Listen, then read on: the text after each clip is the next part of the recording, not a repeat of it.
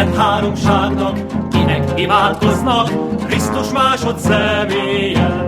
Régi vitézeknek, roppant seregeknek, győzhetetlen Istene.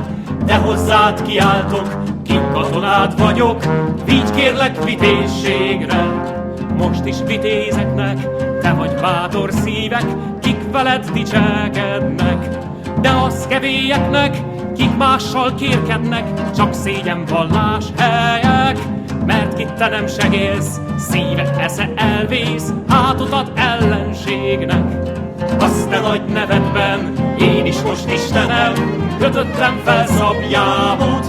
Sok jó szerencséget várok csak te tőled, s vitézlő sok szép jógot. Mert nem fizetésért, sem gazdag prédáért járom tudod utamot.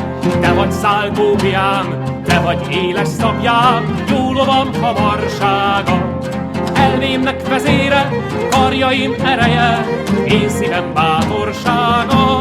Bízván szent nevedbe, megyek örvendezve, bátran káromlóidra.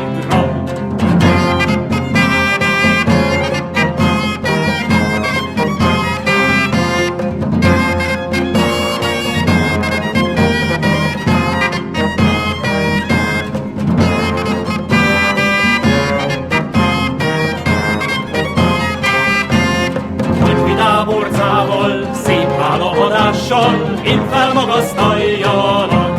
Ez széles világnak, téged hadnagyomnak, örömmel kiáltsalak. Vérrel festett szabját kiadsz olyanoknak, kik zászlód alatt járnak.